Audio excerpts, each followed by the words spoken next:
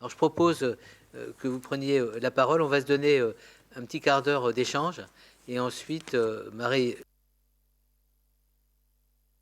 d'ailleurs, voilà. Marie, vous pouvez nous rejoindre, d'ailleurs, comme ça on vous verra. Et ensuite, comme on a dit qu'on terminerait vraiment vers 18h15, donc Marie ensuite nous fera sa synthèse de grande observatrice des choses de ce monde. Alors, prenez la parole, Jean. Juste une question à mon confrère, là. Qu'en est-il pour les enfants, l'accès des enfants en réa pour lorsque c'est leurs parents qui est en réanimation? Je dirais que là, il y a énormément de travaux en cours. Il y a des procédures qui sont en cours aussi. Il y a des travaux multidisciplinaires qui permettent d'encadrer non seulement la visite de l'enfant auprès de ses parents, alors que ce soit très clair, c'est uniquement pour papa-maman. Éventuellement dans des situations C'est très dans ce sens. particulièrement autres, mais sinon c'est... Donc il y a vraiment de l'encadrement et du suivi qui est fait actuellement et des études qui permettent de standardiser parce qu'en fait, les infirmiers et les médecins ont besoin d'être encouragés dans cette initiative. Et donc, le fait de standardiser la façon avec laquelle on le fait, montrant que c'est possible et montrant qu'il n'y a pas d'impact néfaste pour l'enfant et pour l'environnement, c'est important. Ne sous-estimez pas, alors les grands-parents pour les pédiatres c'est la catastrophe, mais par contre pour nous les réanimateurs c'est un truc énorme. Il vaut mieux que ces enfants soient aussi accompagnés de leurs grands-parents parce qu'il y a une énorme culpabilité de l'autre parent qui n'est pas en réa et qui s'en prend plein la gueule dans les jours qui suivent. Donc voilà, il y a plein de petites choses, il y a des recettes, il y a du métier dedans et les psys et les réa et les infirmiers de réa sont sur le coup. Il y a vraiment des beaux travaux qui sont en cours. Merci. Merci à vous. Nous, on l'autorise. Alors, on verra également dans la progression de notre travail, on a été attentif à toutes les initiatives qui ont été menées, y compris dans les centres anticancéreux, pour accueillir les enfants, leur expliquer, les accompagner, y compris avec de l'art-thérapie. Il y a bref toute cette construction aujourd'hui qui ouvre de plus en plus les proches et les enfants à une participation qui peut être utile aussi pour la personne malade que de savoir qu'elle est soutenue et qu'elle a autour d'elle cette famille en quelque sorte, mais avec des règles éthiques aussi à respecter, parce qu'il y a aussi des personnes qui préfèrent être seules dans ces moments difficiles. Je te donne la parole. Merci. Il y a longtemps que j'étais pas venu à un colloque de l'espace éthique. Je me rends compte que ça m'a manqué, donc un grand merci à toute Tu l'équipe. nous as aussi beaucoup manqué. C'est gentil, Voilà, Malia. donc tu peux te dire qui tu es comme ça. Il y a un truc qui me manque. Tu t'es pas présenté. Hein, Pardon, Laurent Haas, je suis urgentiste à l'hôpital Saint-Louis. À côté de ça, je travaille pour une start-up qui travaille dans la télémédecine. Voilà. Il y a un truc qui me manque en fait, c'est que, alors là c'est les 20 ans d'une loi importante, c'est les 30 ans d'une phrase assez terrible, mais qui nous inonde encore aujourd'hui beaucoup. C'est en 92, je crois, il y a un des conseillers de Clinton dans sa campagne qui avait prononcé cette phrase terrible qui était « It's the economy, stupid ». Ce que je veux dire, c'est que on n'en a pas assez parlé. Ça a été un petit peu évoqué dans l'enquête. Je crois que M. Toledano en a parlé aussi. Mais je me demande si la réinvention de la démocratie en santé aujourd'hui, le next step, c'est pas aujourd'hui finalement l'interrogation des citoyens sur les modalités de financement de la santé. La start-up pour laquelle je bosse est suédoise. Les modalités du financement en Suède, c'est beaucoup à la capitation. Et je me rends compte, alors c'est pas parfait pour autant, mais je me rends compte que le temps de consultation d'un médecin généraliste avec un patient en Suède, c'est 45 minutes. Que puisque c'est un modèle à la capitation, il y a des vraies consultations infirmières, avec une infirmière qui peut être formée parfaitement à la prise en charge du diabète, de l'hypertension, de toutes ces pathologies chroniques dont on a beaucoup parlé là. Réinventer la démocratie en santé aujourd'hui, me semble-t-il, ça passe par là. Comment est-ce qu'on la finance? Quelle est finalement l'attribution à chacun de ces acteurs?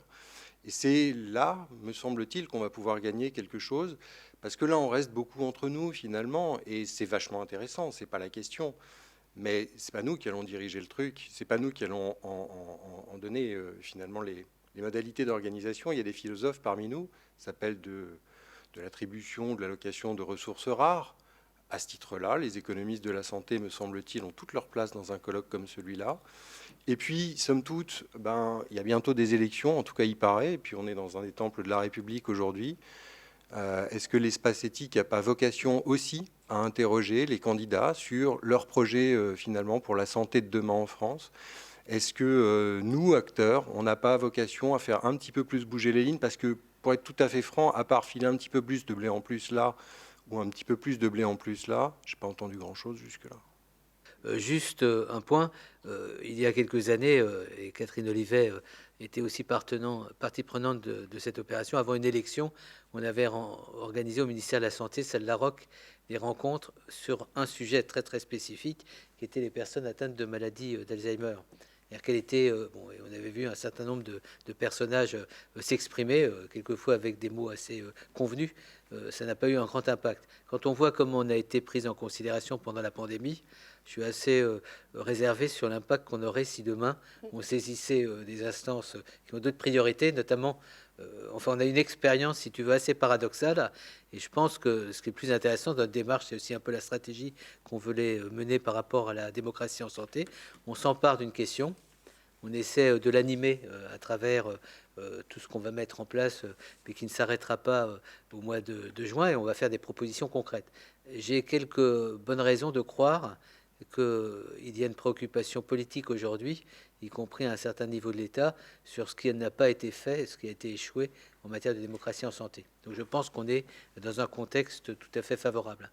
Puis le dernier point, par rapport à ce que tu dis sur l'économie de la santé, c'est vrai que, indépendamment de notre démarche sur la démocratie en santé, on s'interroge comme d'autres, hein, mais il y a aussi beaucoup de travaux qui sont faits sur le coût des nouvelles thérapeutiques innovantes, hein, notamment on le voit en matière d'immunothérapie en cancérologie.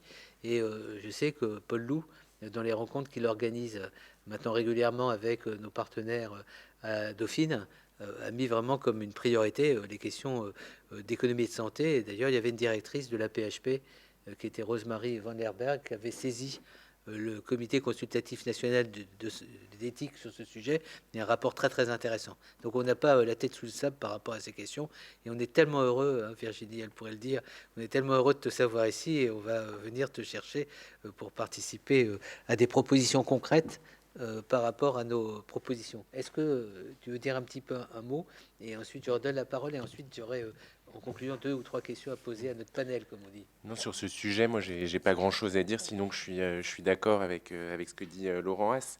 On va organiser d'ailleurs avec Sébastien et Alexis Ariapoulet, qui est interne à l'Espace Éthique, une concertation sur le prix des médicaments.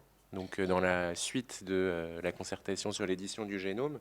Je voudrais citer aussi, parce que ça fait écho tout à fait à ce que dit Laurent, la fin d'un texte qui est dans le rapport qu'on a publié avec Anne-Caroline. Catherine de Brabois s'interroge aussi sur la survie de son activité en tant que directrice d'un service de soins infirmiers à domicile. Et elle nous dit: la crise du Covid qui intervient après celle des Gilets jaunes vient questionner encore plus fortement ce système et les choix de politique publique que nous avons faits depuis des années. Puisque notre système de santé ne permet plus à des soignants d'exercer sereinement leur métier et de ce fait met en péril l'offre de soins, quel modèle alternatif existe-t-il? Petit à petit, les acteurs privés à but lucratif investissent ce champ du prendre soin. Peut-être est-ce l'ouverture d'une nouvelle ère et d'un système de santé plus libéral. Sans doute est-ce la fin donc d'une époque où la solidarité nationale était une évidence. Donc voilà, elle pose concrètement la question de savoir si il faut préserver, enfin je pense que c'est un peu ironique, elle considère qu'il faut le préserver, mais elle se demande si c'est encore possible. Voilà. Pour la partie plus positive, autant les politiques ont d'autres préoccupations à part en parole par rapport à nos préoccupations éthiques, mais là où on a eu vraiment un résultat tout à fait extraordinaire ces 2 dernières années, c'est avec les professionnels. Parce que les groupes qu'on a mis en place, par exemple avec les réanimateurs sur le processus décisionnel et les arbitrages, a très très bien fonctionné. Vous regarderez sur le site, et tout ce qu'on a mis en place comme réflexion avec les gens du terrain, avec les associations, ça marche. Et finalement, c'est peut-être le plus important. Parce que sur le terrain, c'est ceux qui mettent en œuvre aussi les politiques. Pour nous, c'était en tous les cas, d'un point de vue pragmatique, quelque chose d'important. Maintenant, il faut que les politiques s'emparent aussi, soient au courant de toutes ces initiatives importantes pour que ça se traduise effectivement en termes de financement par des données tangibles. Mais tout à l'heure, je suis sûr que Marie, elle trouvera les éléments plus probants et plus nassiers que moi pour répondre à la question que tu as posée. Est-ce qu'il y a d'autres personnes qui veulent réagir? Une militante de la première heure, engagée aussi en tant que médecin. Bonjour. J'aurais voulu prendre la parole. De présenter... Marie Avanto, donc actuellement je suis conseillère nationale pour la santé des personnes sous main de justice. Et c'est de ça que j'aurais voulu parler, parce qu'en fait, on a parlé de l'épidémie de Covid dans les EHPAD, mais il y a à peu près 70 000 personnes en détention, et la situation n'a pas été très facile. Il n'y a pas eu énormément de morts, mais le prix d'enfermement dans l'enfermement a probablement été très fort. Et contrairement à ce qui peut se passer dans une réanimation ordinaire où les familles sont admises, en fin de vie, quand les personnes sont en UHSI, très souvent pour des raisons de sécurité, les familles n'ont pas accès aux derniers instants de leurs proches. Et peut-être que dans une éventuelle révision de la loi Kouchner, puisqu'en fait il y a quand même la loi de 94 qui dit qu'en détention, on a accès aux soins de la même manière que les autres, peut-être qu'il faudra aussi avoir un éclairage. Par exemple, certains enfants n'ont pas vu leurs parents pendant presque 2 ans parce qu'on bouclait tout le monde en détention, il n'y avait plus d'activité. Et je pense qu'effectivement, peut-être que dans d'autres séminaires, vous avez envisagé la question des personnes sous détention. Tu vas t'associer à notre travail de façon à ce qu'on fasse des propositions concrètes par rapport à ce sujet. Mais dans la loi Kouchner, il y avait, et d'ailleurs Yvan Colonna en bénéficie, il y avait cette question de la fin de vie, qui était aussi un élément important pour les personnes qui sont incarcérées, en quoi on ne doit pas leur refuser la possibilité de vivre la fin de leur existence. Donc c'est retenu, c'est surligné, on te contactera parce que c'est un sujet important. Mais quelque chose par analogie qui m'a beaucoup frappé, c'est que les familles qui avaient des personnes qui vivaient dans les EHPAD ont dit que du jour au lendemain, ils ont l'impression que leur être cher était en prison. Et le modèle de la prison, le paradigme de la prison, de l'enfermement et d'une certaine forme de l'arbitraire. Voilà. Et ça nous a beaucoup interrogés, uniquement quand on a commencé à se pencher dans l'équipe sur ce qui se passait dans les prisons. Il y a eu l'élargissement au départ, en tous les cas, un certain nombre de prisonniers ont pu bénéficier de conditions. Et donc on a eu la vision qu'il y avait plutôt une certaine mobilisation. Voilà. Mais on n'est pas allé assez loin. Et merci de nous le dire sur la santé en prison. On va noter que ça va être un élément qu'on pourra même aussi aborder le 3 juin. Donc tu me laisseras toutes tes coordonnées pour qu'on puisse te recontacter. Je la tutoie parce que Marie, on s'est connus dans les années SIDA, à Arcade SIDA, quand je présidais l'association.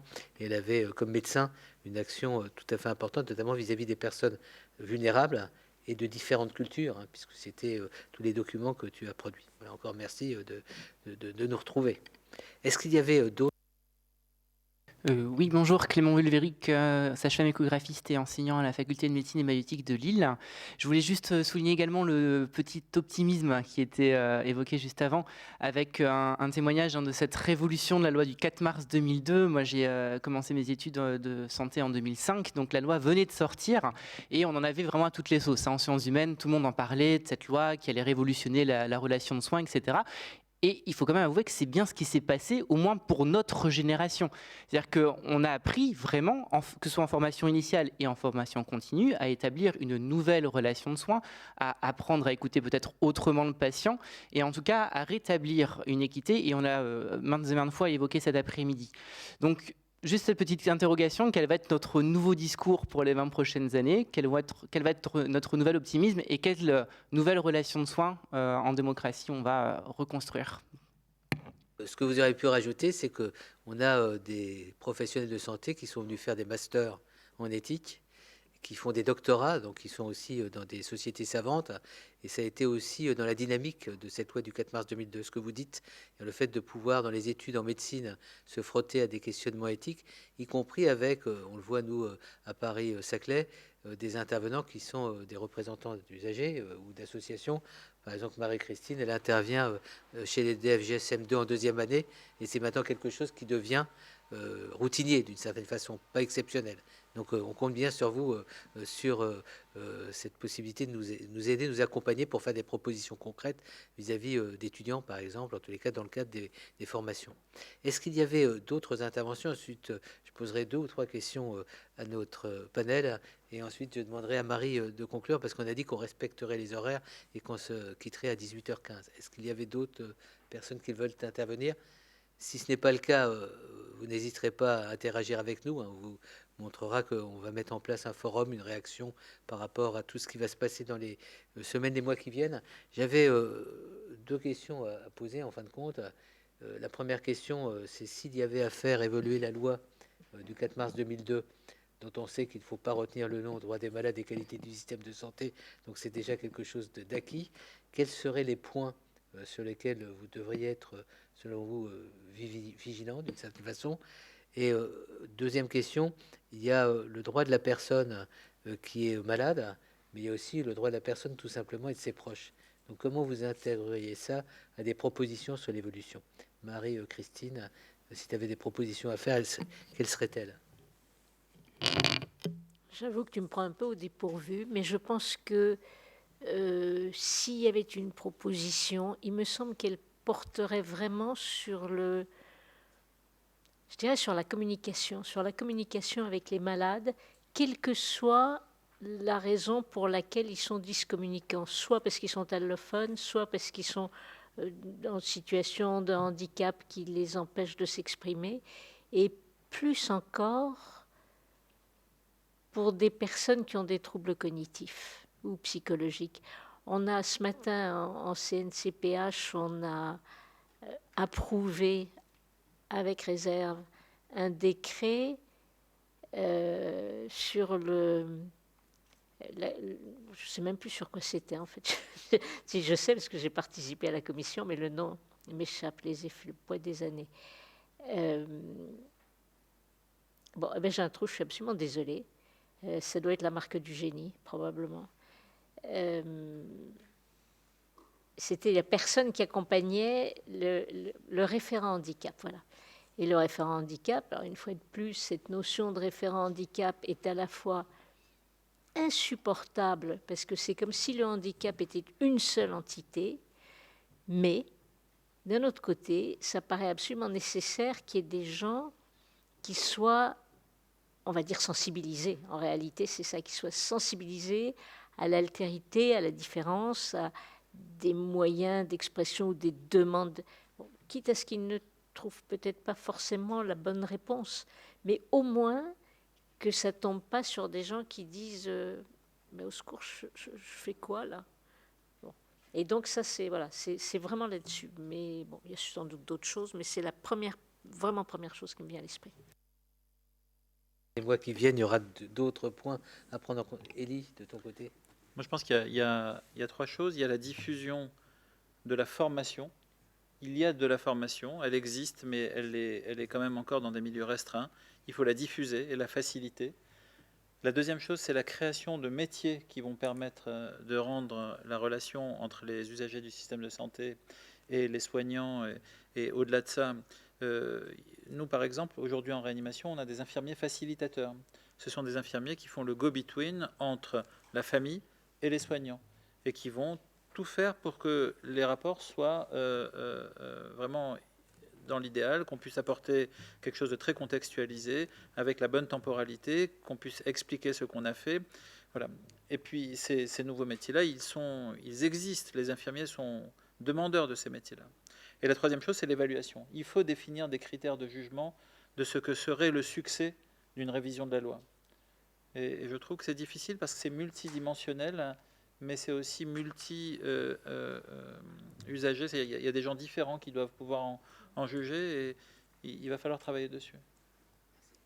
C'est intéressant parce que c'est la notion d'indicateur, c'est-à-dire comment aussi développer pour évaluer ce qui se met en place et le faire évoluer. Et c'est ce dont on manque. D'ailleurs, c'est la même chose en bioéthique, enfin, je veux dire, des indicateurs fiables.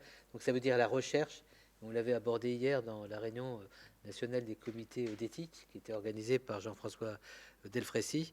Et en fin de compte, on disait il manque peut-être, alors toi tu le fais avec Famiréa, une recherche spécifique sur ce qu'on appelle droit des malades, pour autant que ce soit une discipline. Voilà. Donc il y a probablement dans nos propositions à soutenir des recherches à travers ne serait-ce que des doctorats, enfin je veux dire, ou des post-doctorats. Oui.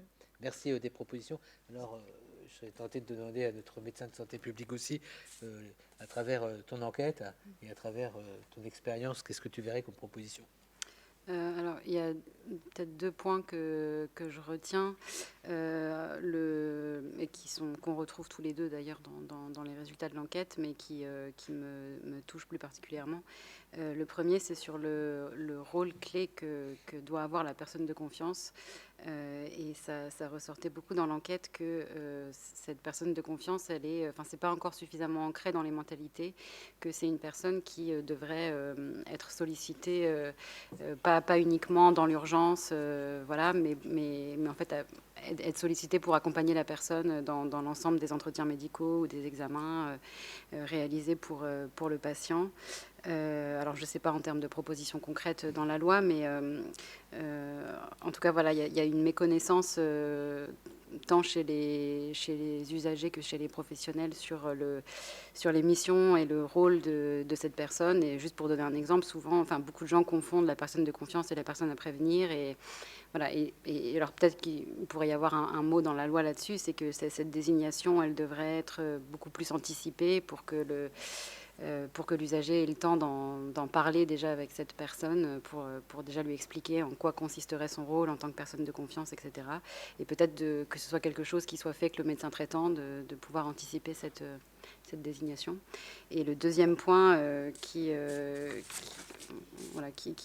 pour moi me semble assez important, c'est que il y a 5 minutes, il y avait cette question de monsieur sur quelle nouvelle relation de soins on va reconstruire.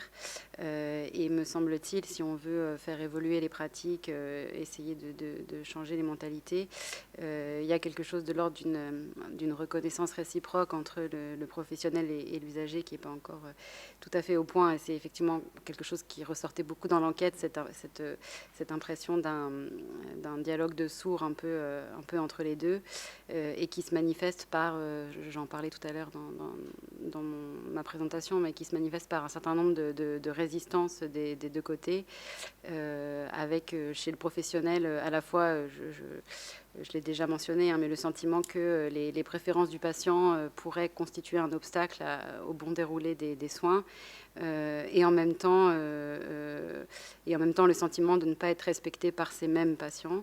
Et de l'autre côté, les usagers qui à la fois ont le sentiment d'un abus de pouvoir de la part de certains médecins et de ne pas être suffisamment considérés par eux, et en même temps un besoin aussi de s'en remettre à une autorité sachante. Voilà, donc tout un ensemble de paradoxes comme ça qui à mon avis, alors je ne pense pas que ça puisse amener une évolution dans la loi, mais en tout cas tout un ensemble de paradoxes qui doivent être identifiés, qui doivent être formulés pour que l'on puisse essayer de construire le plus justement possible une restauration du dialogue entre ces acteurs. Immense merci. Immense merci aussi pour la rédaction finalement de cette enquête en peu de temps que vous allez pouvoir les unes et les autres consulter et discuter. Juste pour parenthèse, il y a eu un débat au moment de l'écriture de la loi du 4 mars 2002 sur le mot personne de confiance. Et parce que finalement la relation de confiance, c'est souvent entre une équipe et une personne. Et donc il y a, je ne vais pas vous faire une exégèse, beaucoup de controverses sur le fait d'avoir pris ce mot confiance pour désigner la personne de confiance, parce qu'on ne sait pas au juste en qui on fait confiance. Et si je fais confiance à mon fils, est-ce que je ne fais pas confiance au fils 2 ?